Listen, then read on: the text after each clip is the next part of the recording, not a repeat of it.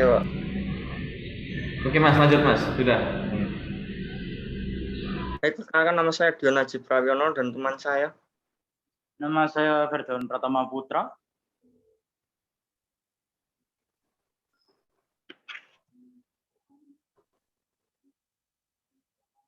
Nama saya Indana Julfa. Perkenalkan nama saya Muhammad Triferdianto. Saya Tania Anggi Pramita. Biar lebih kompak on cam semua bisa nih 0,6 nih. Gimana, Pak? Bisa on cam aja Mas. Soalnya biar ini ya lebih kompak ya kalau menjelasinya. Oke, sip. Ya, silakan dilanjutkan. Baiklah saja. Golden Castle bergerak dalam bidang konveksi atau tekstil. Mengalami konflik antara perusahaan dengan karyawan. Konflik ini terjadi yang disebabkan oleh adanya miskomunikasi antar atasan dengan karyawan. Adanya perubahan kebijakan dalam perusahaan mengenai penghitungan gaji dan upah, namun pihak perusahaan belum memberitahu para karyawannya, sehingga karyawan merasa diperlakukan dengan semena-mena oleh pihak perusahaan. Para karyawan mengambil tindakan yaitu dengan mendemo perusahaan. Namun tindakan ini berujung pada PHK besar-besaran yang dilakukan oleh perusahaan. Perusahaan manapun pasti pernah mengalami konflik internal tersebut. Mulai dari tingkat individu, kelompok, sampai unit, mulai dari derajat dan lingkup konflik yang kecil sampai yang besar, yang relatif kecil seperti masalah adu mulut tentang pribadi antar karyawan, sampai yang relatif besar seperti beda pandangan tentang strategi bisnis di kalangan manajemen. Contoh lainnya dari konflik yang relatif besar yakni antara karyawan dan manajemen. Secara kasat mata kita bisa ikuti berita sehari-hari di berbagai media. Di situ tampak konflik dalam bentuk demonstrasi dan pemogokan. Apakah hal itu karena tuntutan besarnya kompensasi, kesejahteraan, keadilan promosi, ataukah karena tuntutan hak asasi manusia karyawan?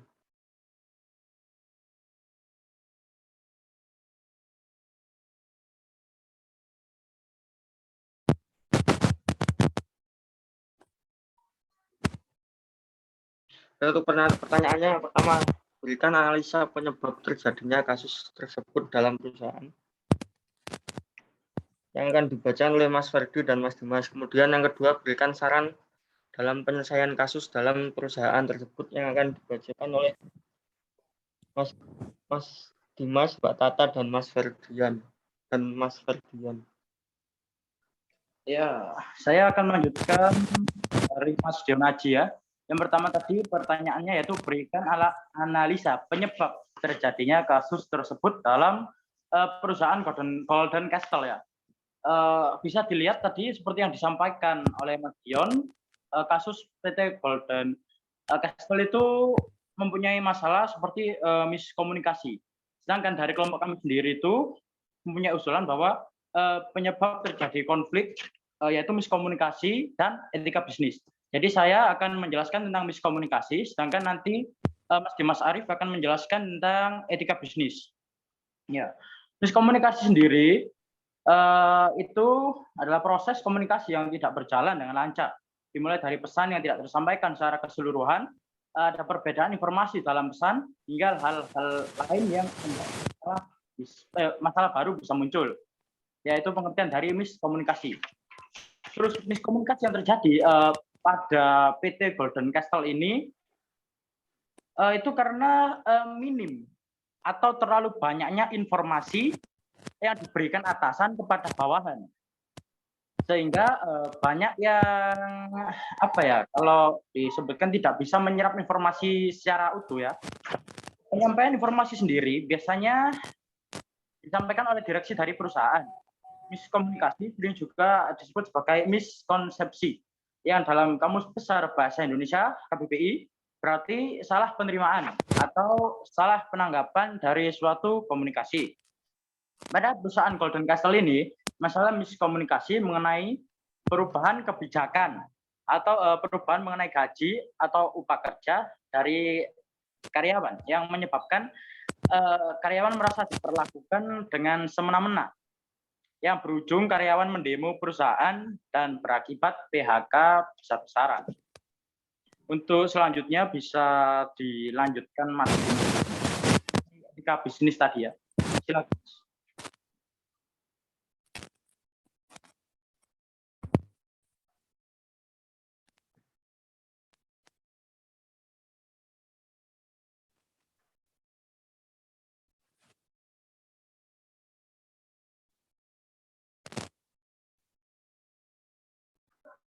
Mas Dimas Arief bisa dilanjutkan.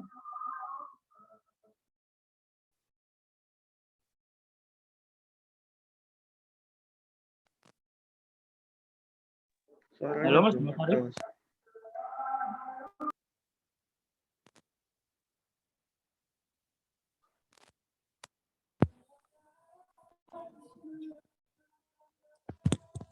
Tes, tes.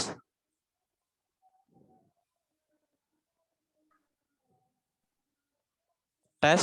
Halo, halo. Ya Mas. Iya, masuk Mas suaranya. Masuk, Mas. Baik, terima kasih. Saya akan melanjutkan dari Mas Ferdion. Selain miskomunikasi, penyebab terjadinya konflik disebabkan kurangnya penerapan etika bisnis yang baik. Karena etika perusahaan atau bisnis. Etika bisnis harus diterapkan agar dapat mewujudkan keberhasilan, kelangsungan, dan kesejahteraan dalam berbisnis dalam internal maupun eksternal. Apalagi dalam hal yang sangat sensitif mengenai gaji atau upah adalah hak dari setiap karyawan. Kita bekerja untuk mendapatkan uang, iya benar. Jadi menurut kami, kurangnya penerapan etika bisnis yang baik juga merupakan sumber dari permasalahan ini. Etika bisnis mempunyai prinsip dalam kaitan ini berhubungan dengan berbagai upaya untuk menggabungkan sebagai nilai-nilai dasar dalam perusahaan agar berbagai aktivitas yang dilaksanakan dapat mencapai suatu tujuan. Sekian, terima kasih. Untuk pertanyaan kedua, berikan saran dalam penyelesaian kasus dalam perusahaan tersebut. Disampaikan oleh Mbak Tata, Mbak Sufa, dan Mas Ferdian. Silahkan. Baik. Untuk pertanyaan yang kedua yaitu saran dan penyelesaian kasus pada PT Golden Capital. Yang pertama yaitu dengan kepala dingin. Menghadapi masalah dengan kepala dingin adalah salah satu cara tepat yang harus dilakukan agar kita tidak berbuat gegabah, bisa mengontrol emosi, membuat pikiran lebih jernih dan terbuka, dan terhindar dari perilaku provokatif yang bisa saja memancing kita untuk emosi.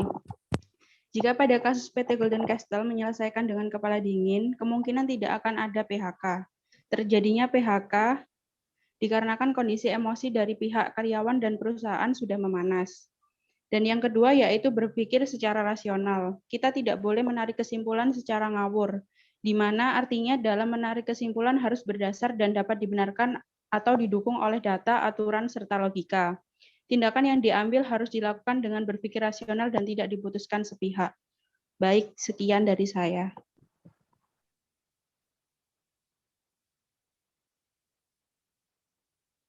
Silakan untuk dilanjutkan.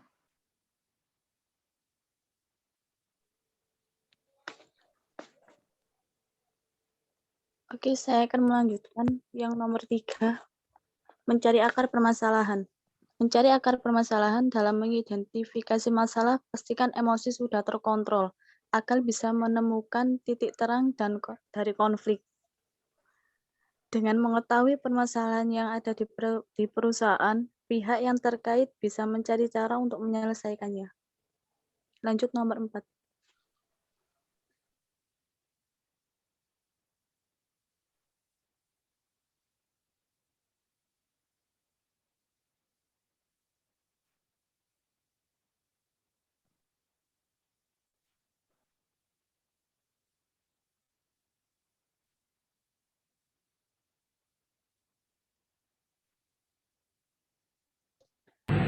Siapa yang membaca? Selanjutnya. Assalamualaikum warahmatullahi wabarakatuh. Perkenalkan, nama saya Muhammad Triferdianto. Di sini saya akan melanjutkan persoalan penyelesaian masalah konflik berkomunikasi dua arah. Nah, masalah konflik yang dimana dua antara atasan dan bawahan atau karyawan yang seharusnya atasan lebih transparan dalam membuat keputusan dan harus bisa membaca pikiran atau keinginan para karyawannya atasan juga harus sering berkomunikasi langsung dengan para karyawannya, juga sehingga tidak terjadi miskomunikasi atau bisa dibilang salah komunikasi. Dengan begitu, atasan dapat mengetahui bagaimana sifat dan keinginan para karyawannya tersebut. Dalam mengubah keputusan mengenai perhitungan gaji atau bisa dibilang upah kerja, karyawannya yang seharusnya ikut dibicarakan dengan para karyawan. Karena perubahan kebijakan dalam suatu perusahaan harus segera diberitahukan kepada pihak yang bersangkutan, termasuk para karyawan juga yang mengenai gaji. Nah, untuk selanjutnya gimana kita mencari jalan keluarnya? Mencari jalan keluarnya itu setelah menampung aspirasi dari atasan atau bawahan yang diusahakan mendapat banyak solusi sebagai cadangan jika nantinya solusi pertama tidak dijalankan dengan baik. Namun kepercayaan bisa menumbuhkan hubungan yang sehat dan harmonis di antara atasan dan bawahan. Seandainya segala cara tidak juga menemukan titik terangnya, maka lihat kembali aturan yang ada di perusahaan. Mungkin saja perusahaan yang harus tunduk dengan aturan atau sebaliknya. Tapi yang harus digarisbawahi, tidak ada unsur emosi dan keegoisannya di dalamnya. Sekian, terima kasih, dan waalaikumsalam. Assalamualaikum warahmatullahi wabarakatuh. Terima kasih, sedikit hasil diskusi yang bisa kami sampaikan. Baik, bagaimana ada pertanyaan yang kurang jelas? Silakan. Oke, terima kasih kelompok 6. Baik, Mas, ke slide yang ketiga ini, Mas. Mas.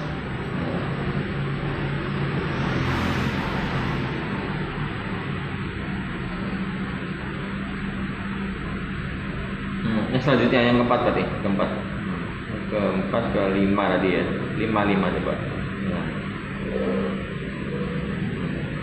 Nah, slide terus satu slide lagi. Nah, ini kalian buat saran penyelesaian ini dasarnya dari mana nih? Ada teori dari organisasi yang mendasari nggak? Atau berdasarkan insting dan pengalaman kalian sendiri?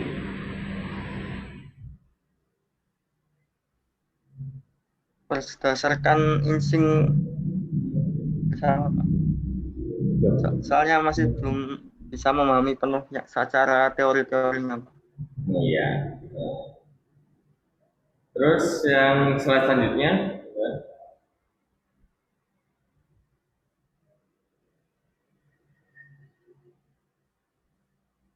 cuma dapat dua pertanyaan aja. Oh, dua pertanyaan saja ya. Oke, jadi gini, saya langsung bahas aja ya. Jadi konflik dalam kasus PT Golden Castle ini kan terjadi disebabkan karena ada miskomunikasi ya antara atasan dan karyawan. Ya. Jika adanya perubahan kebijakan dalam perusahaan mengenai perhitungan gaji atau upah, ya. Namun pihak perusahaan belum memberitahukan bagi pada karyawan sehingga karyawan merasa diperlakukan semena-mena, gitu ya. Biasanya masalah itu timbul karena lingkungan yang kurang kondusif di suatu perusahaan. Misalnya lingkungan kerja yang kurang kondusif karena cahaya yang kurang atau sirkulasi yang kurang baik di tempat kerja, gitu kan. Jadi konflik dalam perusahaan sendiri juga sering terjadi antar karyawan, ya, antar karyawan.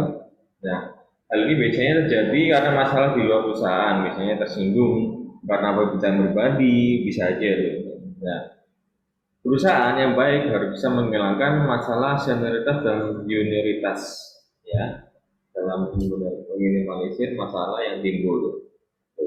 Nah, pertanyaannya siapa yang bertanggung jawab ya? Yang bertanggung jawab sudah pasti semua organ yang terlibat dari pemilik perusahaan, terus di bawah pemilik perusahaan dan pihak perusahaan yang berkaitan dengan hal tersebut.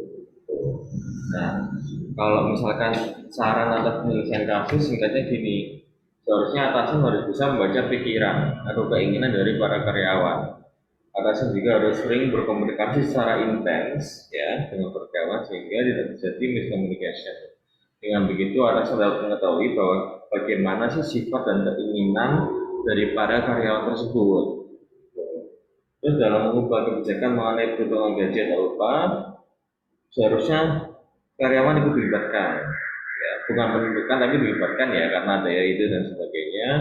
Jadi hal itu bisa didiskusikan untuk mencapai dalam organisasi namanya keputusan dari win-win solution. Nah, dari teori organisasi sendiri itu ada banyak dari unsur-unsur organisasi bahwa organisasi itu sebagai wadah atau tempat untuk bekerjasama. Organisasi di sini diberikan sebagai PT Golden Castle ya. Terus proses bekerjasama itu setidaknya antara 2 orang atau lebih. Nah, lalu jelas tugas dan kedudukannya masing-masing, job description-nya masing-masing, dan ada tujuan tertentu. Nah, kalau misalkan dari teori awalnya untuk ciri-ciri organisasi bisa dilihat dari teori yang lama tapi masih sering dipakai dan sekarang, itu teorinya Berelson ya. Itu ada formalitas, ada hierarki, ada kompleksitas. Nah, formalitas itu maksudnya adalah ciri organisasi sosial yang menunjuk kepada adanya perumusan tertulis daripada peraturan. Kalau hierarki itu merupakan ciri organisasi yang menunjuk pada adanya suatu pola kekuasaan sama memenang. Ya. Kalau kompleksitas itu mengarah pada organisasi itu memiliki banyak anggota sehingga hubungan sosial antara anggota itu tidak langsung. Jadi namanya gejala birokrasi ya. Seperti ini. Sedangkan unsur-unsur pendukung organisasi yang efektif itu ada yang pertama pola manusia itu sendiri, terus ada kerjasama, ada tujuan bersama yang dicapai, ada lingkungan, ada peralatan. Peralatan itu sebagai seperti bangunan, ada mendukung pekerjaan dan sebagainya. Itu jelas ya, nomor 6. Baik, Pak. Yang teman-teman yang lain di ruang Zoom ini ada yang bertanya?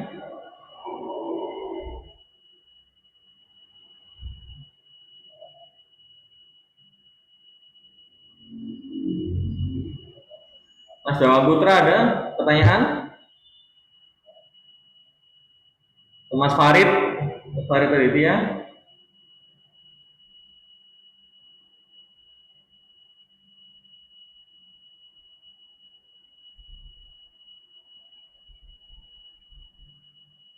Oke, yaudah. Kalau belum ada, mungkin belum panas ya suasananya. Diakhiri dulu aja, Mas. Kelompok 6. Baik, Pak. Terima kasih atas waktunya. Mohon maaf bila ada kesalahan. Wassalamualaikum warahmatullahi wabarakatuh. Waalaikumsalam warahmatullahi wabarakatuh. Waalaikumsalam. Sekarang kelompok 5 ya. Iya, Pak. Kelompok 5 ini mau share screen sendiri, Mas? Bebas, Pak. Bisa Bapak yang share screen, bisa saya share screen. Kita coba ya di sini.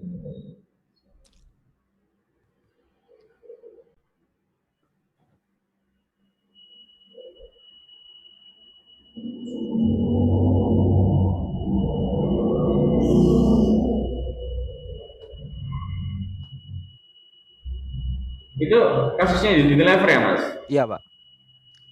Ada Ismail Faisal, ada EI Ardianto, ada Prilly Saraswati, ada Reza Tri Anggara, terus Aditya Sandi Pratama, sama Pinkan Novita Yanda Putri. Iya, Pak. Udah hadir semua di ruang Zoom ini? Atau ada yang nggak hadir? Hadir semua, Pak. Ya. Yang nonton cuma Mas Ismail aja ya? Yang lainnya? Itu oh iya, ini udah terlihat semua, ya. Pak. Oh, oke. Saya kira masih malu-malu. Oke, Mas, dimulai aja, Mas. Bentar. Sudah terlihat ya materinya ya? Belum, Pak. Tuh, Belum, Pak. Belum. Sudah? Ini? Sudah, Pak. Ya. Baik, Assalamualaikum warahmatullahi wabarakatuh. Waalaikumsalam. Kami dari kelompok 5 akan menjelaskan tentang analisis studi kasus PT Unilever. Perkenalkan, nama saya Ismail Faisal. Nama saya Pinkan Novita. Saya Aprilia. Saya Aditya. Saya Rezeki Anggara.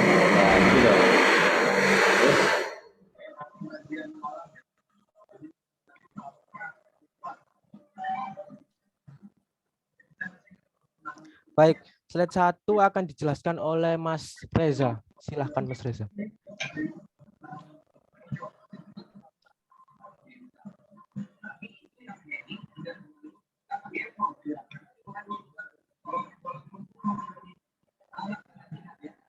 Baik, terima kasih.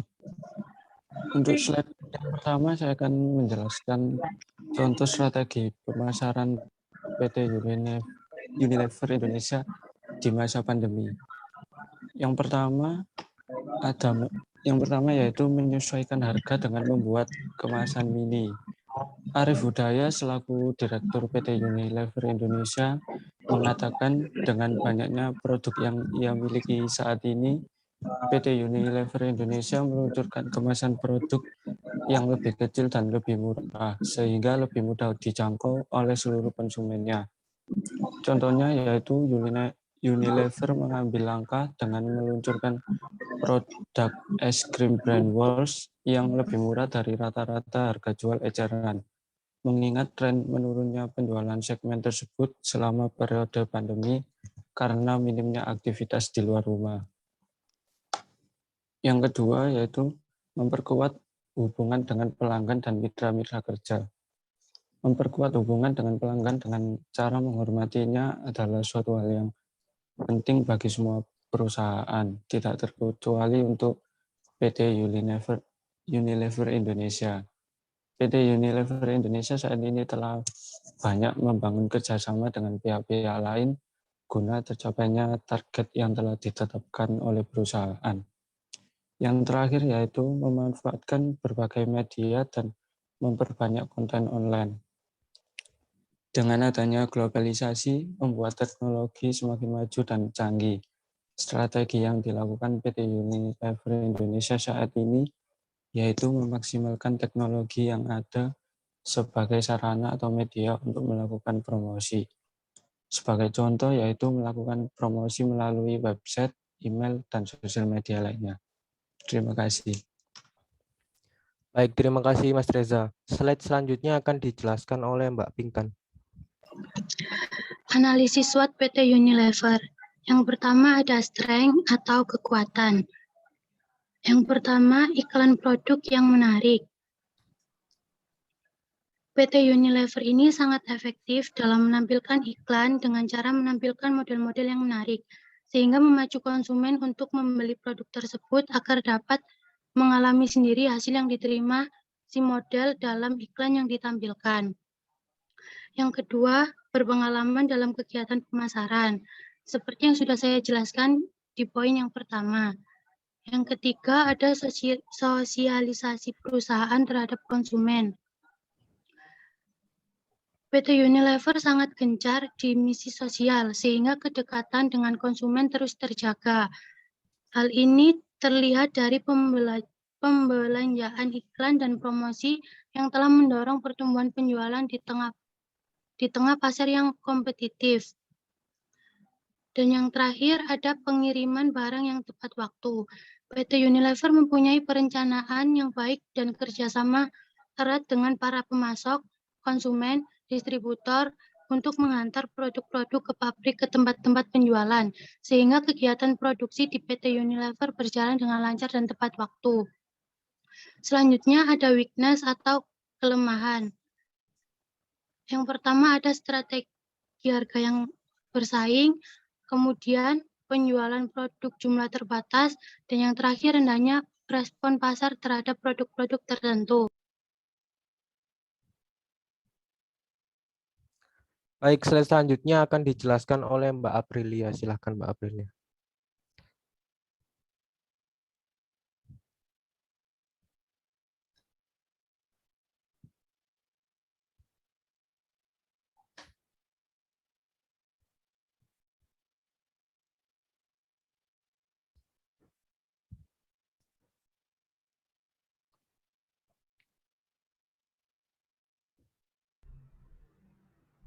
Masalah sinyal ya, Pak Brilia. Sebentar, Pak. Sebentar, Pak.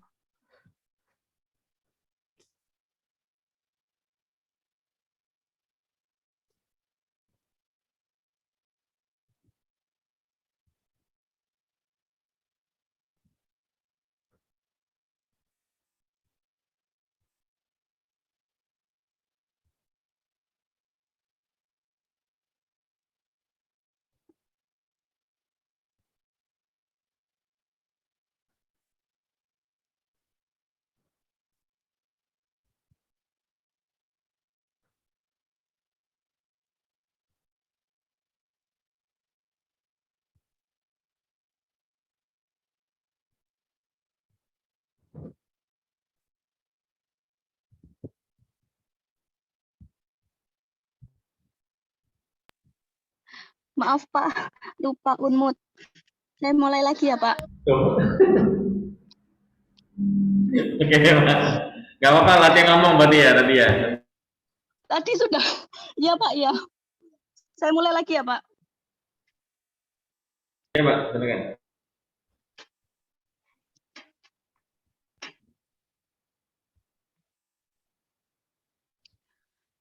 Yang ketiga, opportunity atau peluang.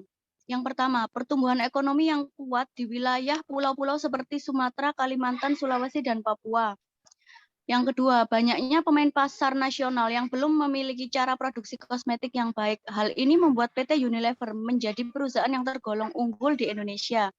Yang ketiga, tingginya tingkat ketergantungan masyarakat akan jenis produk consumer good. Produk consumer good adalah barang-barang yang umumnya dikonsumsi masyarakat sebagai bagian dari kebutuhan sehari-hari. Yang keempat, threat atau ancaman. Adanya kenaikan bahan baku dan bahan kemasan seperti minyak kelapa sawit, gula, kelapa, dan bahan berbahan dasar petroleum yang disebabkan oleh kenaikan harga minyak, bahan kimia, dan komoditas lainnya. Yang kedua, adanya tren perubahan gaya hidup masyarakat dari produk tradisional nasional menjadi produk-produk luar negeri. Yang ketiga, produk pesaing dengan harga yang lebih rendah. Terima kasih, sekian dari saya.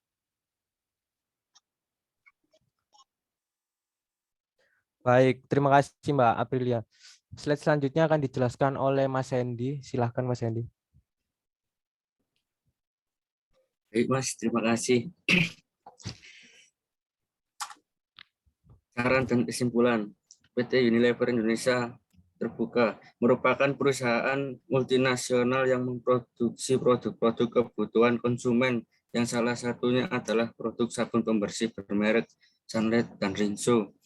Dari analisis SWOT yang sudah dijelaskan di atas, maka dapat disimpulkan bahwa PT Unilever memiliki keunggulan dibandingkan dengan perusahaan penghasil produk kebutuhan kontinual masyarakat lainnya.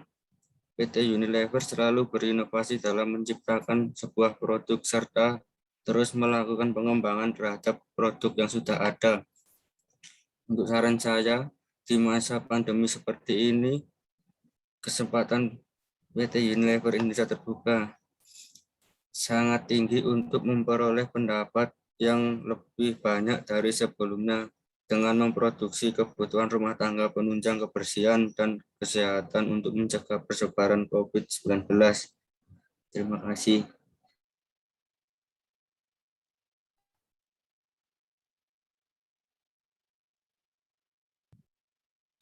Sudah? Selanjutnya. Sekian penjelasan dari kelompok kami. Apabila ada pertanyaan, monggo dipersilahkan.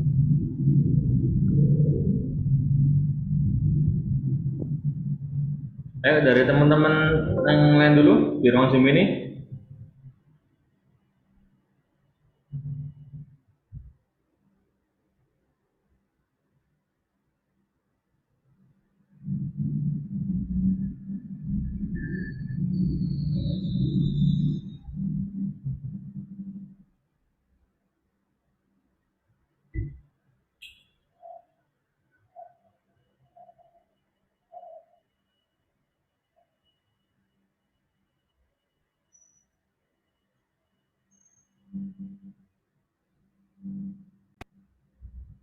Awalin ya Mas.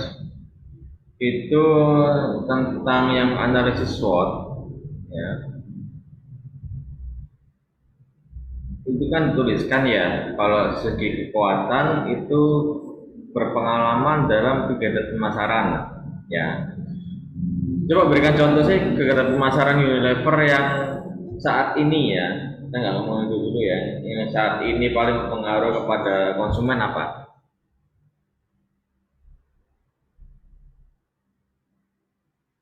Siapa yang menjawab?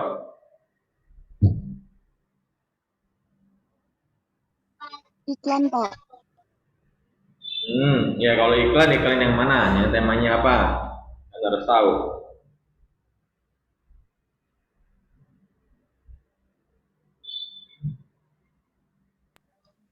Saya beri contoh ya Pak. Boleh. Iklan ini Pak, iklan sampo. Brandnya Itu nggak mau nyebut merek aja apa? Ini.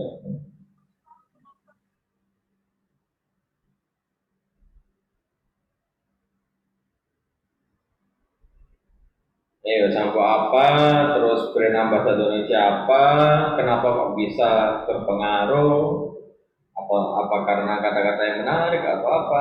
Ayo, coba. Ini Pak, sampo yang dari Unilever kan ada Lifebuoy. Ya. Saya nggak tahu nama brand ambasadornya Pak.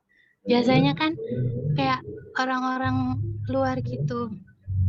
Maksudnya bukan dari kalangan artis. Iya. Nah, Lalu? tapi di iklan tersebut kan kayak menjelaskan modelnya itu harus yang rambutnya panjang. Terus rambutnya lurus. Ya.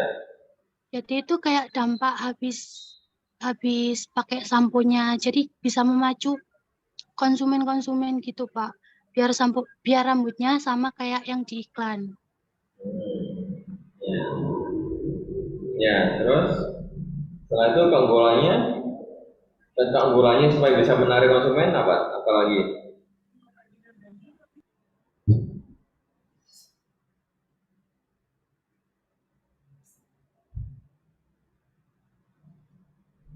Ayo, belajar menganalisis nih.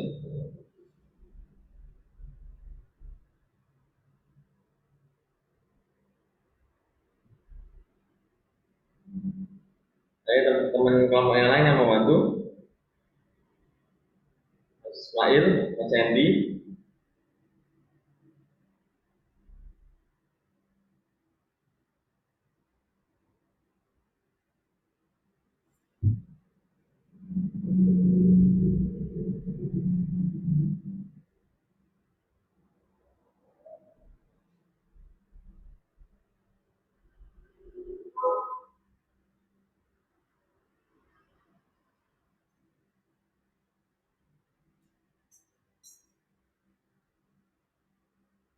Jadi gini, kalau tadi kan contohnya kan sampo ya. Nah, kamu bisa bikin sampo itu bisa rambutnya bisa indah berkilau ya memang kalau kan yang rambut yang panjang ya.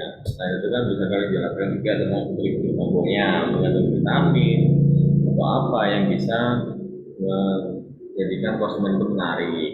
Tuh. Dan kalau tentang Unilever sendiri strategi pemasaran produknya ini itu hampir komplit ya, yang bisa dari kepemimpinan harga rendah, terus diferensiasi produknya banyak, terus berfokus pada peluang pasar, lalu menguatkan keakraban pelanggan dengan pihak distributornya, macam-macam ya. Nah, kalau untuk promosi langsung dilakukan di Unilever ini bisa dapat bentuk iklan itu, terus promosi penjualan secara langsung, terus dengan komunikasi market ya, banyak SPG-SPG-nya tentunya, terus hubungan masyarakat dan publisitas, lalu dari segi penjualan secara pribadi. Oke, saya balik ke pertanyaan tentang SWOT lagi.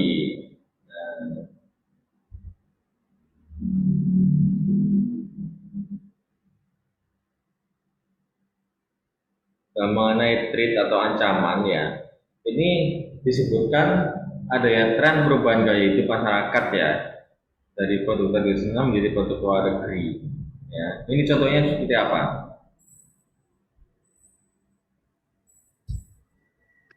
Contohnya seperti iklan-iklan yang dikeluarkan PT Unilever tidak lagi menarik bagi generasi milenial karena mereka lebih tertarik dengan iklan-iklan yang dibawakan di media sosial seperti produk-produk luar negeri. Seperti itu mungkin, Pak.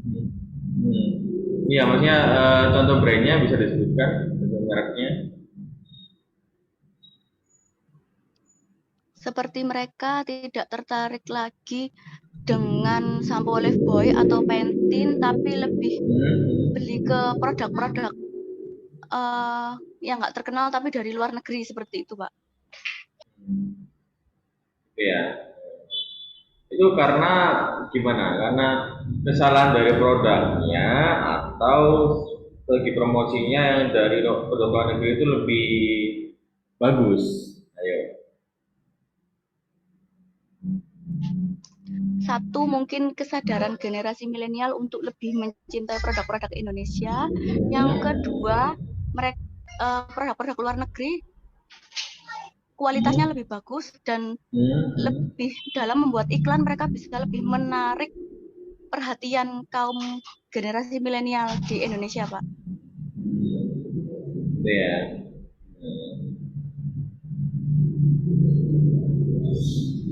Ini selain itu juga saya tambahin ya, selain itu juga dipengaruhi oleh budaya ya Mbak ya. Garis bawahi masalah budaya dari luar negeri yang masuk ke sini. Misalkan dari Korea ya, ada K-pop dan sebagainya, itu mengaruhi nih gaya-gaya fashionnya, ya kan, gaya make upnya. Nah, jadi saya tambahkan juga masalah peluang ya. Masalah peluang yang di Unilever ini juga bisa beragam juga ya dari yang kalian tulis ya. Di perkembangan teknologi, terus masa pasar Unilever ini udah luas nih ya. Terus otomatis loyalitas produknya dari masyarakat sudah tinggi. Ya. Terus apalagi Unilever untuk sabunnya itu sabunnya Rinso ya. Tapi sudah mengenal Rinso, sama yang paling penting Unilever itu udah punya banyak titik penjualan nih. Ada distributor ya di setiap kota dan daerah di Indonesia. Oke, ayo teman yang lain ada yang bertanya?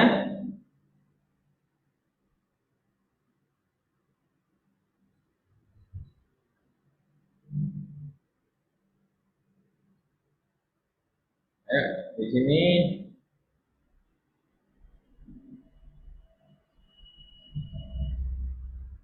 Ini kalian yang tatap muka yang NIM ganjil ya, yang di sekarang ini, yang mata kuliah setelah ini maksudnya?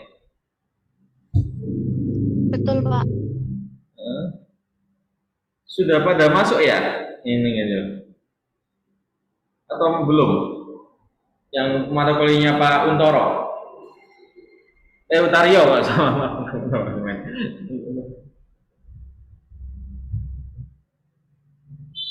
Sudah masuk belum? Kalau misalkan sudah masuk, saya mau akhiri dulu. Mas Dawam? E-learning aja, Pak. Mas Dawam monitor? Atau Mas Farid? Iya, Pak. Ya. Iya Mas. Yang teman-teman yang tetap muka gimana? Udah mulai masuk belum? Pak Utaryo katanya e-learning aja, Pak. Oh, full daring maksudnya. Bukan hybrid.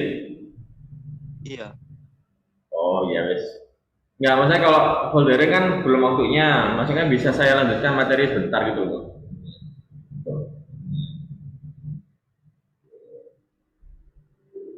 Oke, saya lanjut materi sebentar ya.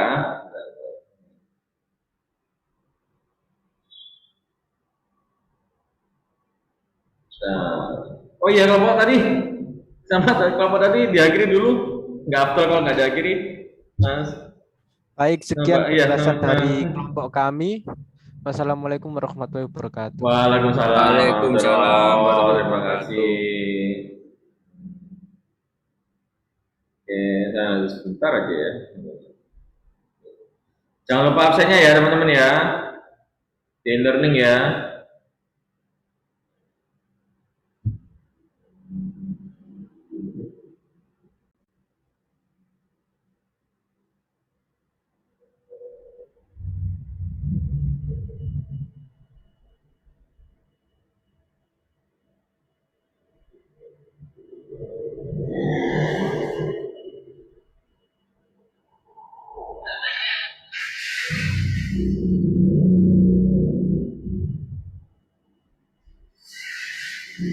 Nah, ini saya membahas sebentar tentang manajemen stakeholder.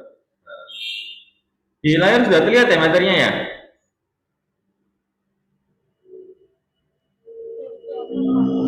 Kenapa? Belum, Bapak. Belum. Belum.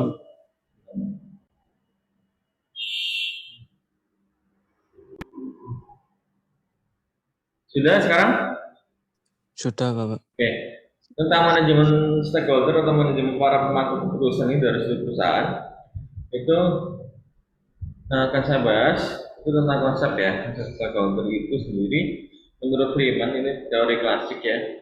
Itu adalah sebagai setiap kelompok atau individu yang dapat mempengaruhi atau dipengaruhi oleh pencapaian tujuan ya, tujuan dari perusahaan. Ya. Kalau dalam arti luas yaitu kelompok maupun individu ya dalam perusahaan yang dapat mempengaruhi pencapaian tujuan perusahaan atau mereka yang dipengaruhi oleh kegiatan perusahaan dalam mencapai visi dan misinya. Kalau dalam arti sempit, itu perusahaan memiliki ketergantungan untuk mempertahankan kelangsungan hidup kepada stakeholder ini, ya, karena mereka yang butuh modal dan sebagainya, yang punya kebijakan, jadi yang terdiri atas kelompok tertentu maupun individu tertentu. Nah, berdasarkan klasifikasi ini menurut Jones, membagi dalam dua kategori, itu ada inside stakeholder dan outside stakeholder. Ya. Kalau inside stakeholder ini terdiri dari orang-orang yang memiliki kepentingan dan tuntutan terhadap sumber daya perusahaan serta berada dalam organisasi perusahaan. Nah, contohnya nanti, nah ini ada contohnya nih. Nah, kalau inside ini contohnya para pemegang saham, terus manajer, ya, karyawan yang terlibat langsung dalam urusan internal perusahaan. Ya. Terus kalau outside stakeholder ini orang-orang maupun pihak-pihak yang bukan pemilik, jadi bukan pemilik nih, bukan perusahaan, bukan pemimpin dan bukan pula karyawan, tapi memiliki kepentingan. Ya, jadi nggak secara langsung, tapi memiliki kepentingan di situ di perusahaan itu. Termasuk ini contohnya ada pelanggan, ada konsumen, terus pemasok atau supplier, terus pemerintah sampai dengan serikat pekerja. Ya, di setiap perusahaan, apalagi manufaktur ya itu ada serikat pekerja itu sendiri. Ya, kalau stakeholder management ini menunjukkan bagaimana sih suatu perusahaan itu mengelola hubungan dengan para stakeholdernya, ya, terutama diwakili oleh para manajer ya di suatu perusahaan, serta membuat berbagai keputusan yang dapat meminimalisasi dampak buruk perusahaan terhadap para stakeholder tersebut, di mana keputusan tersebut bertujuan untuk meningkatkan kinerja dari keuangan, tentunya dengan laba dari perusahaan ya. Ini ada suatu pendapat dari Berman, Briggs, Kota, dan Jones ya, mengidentifikasi dua model stakeholder management ini ada strategik dan intrinsik. Nah, kalau strategik ya, strategik ini model yang didasari pada suatu asumsi bahwa tujuan paling akhir dari suatu korporasi atau perusahaan adalah keberhasilan perusahaan tersebut di pasar. Jadi artinya bagaimana perusahaan tersebut memenangkan pasar. Oleh karena itu, perusahaan harus mengelola para stakeholder sebagai bagian dari lingkungan perusahaan untuk memastikan agar perusahaan dapat mendapat pendapatan dan laba sesuai dengan target yang telah ditentukan, sehingga perusahaan tersebut dapat memberikan pengembalian yang memadai bagi para pemegang sahamnya. Nah, kalau intrinsik itu dalam model ini diasumsikan bahwa hubungan antara manajer dan para stakeholder, entah itu insinyur maupun konsep, itu lebih didasarkan pada komitmen moral dan berdasarkan pada keinginan perusahaan. Ya, jadi bukan taatan para stakeholder tersebut di dalam mencapai tujuan perusahaan, yakni memaksimalkan laba. Kalau ini lebih didasarkan pada komitmen moral dan psikologis ya. Yang materi singkat tentang manajemen stakeholder. Ada yang ditanyakan?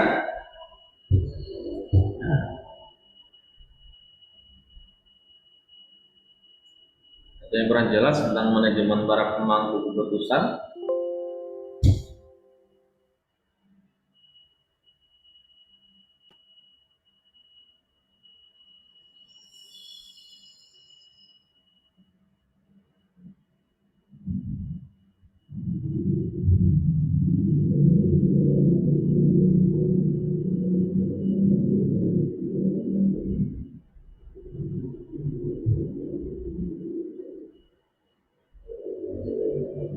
Atau ada yang ditanyakan tentang tugas kelompok di kelompok berikutnya?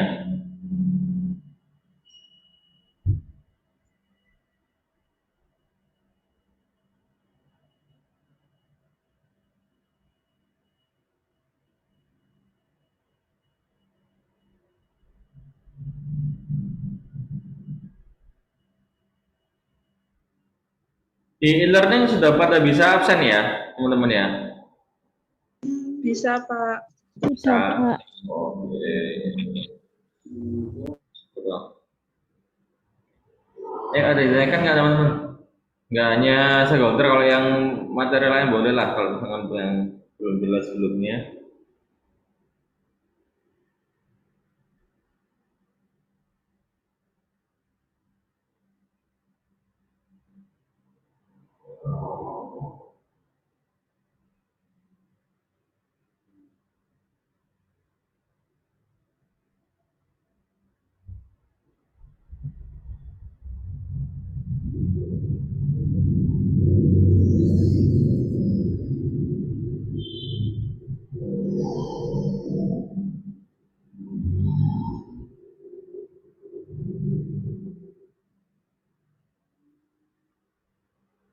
Tunggu sebentar kalau ada yang mau tanya.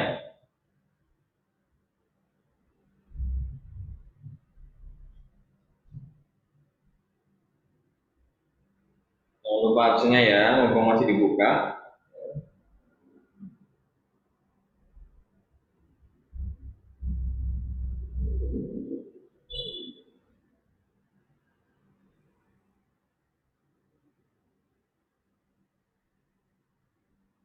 Nanti mulai minggu depan itu nanti ini ya, rencana Zoom yang di akunnya Zoom yang dari kampus yang di e-learning itu akan dihapus.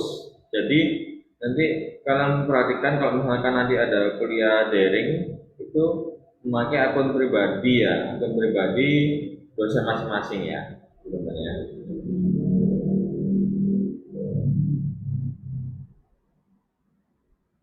Jadi mungkin diperhatikan di pas setiap kali pertemuannya untuk link Zoom-nya.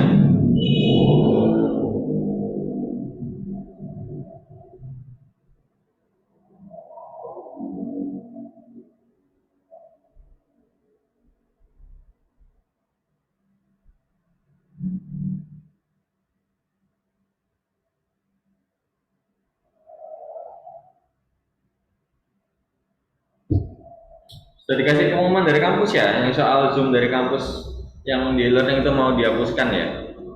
Sudah ada dari kampus belum pengumumannya? Belum, Pak. Belum. Oh iya. Sebenarnya aku sampai akhir bulan ini, jadi awal November itu memakai ini ya, kembali ke yang cara lama, waktu memakai akun linknya dosen masing-masing.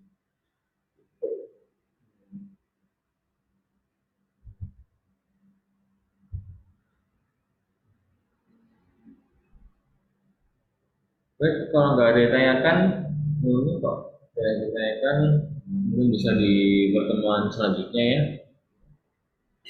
Kalau bisa disiapkan untuk kelompok berikutnya di pertemuan ke-6 supaya lebih siap.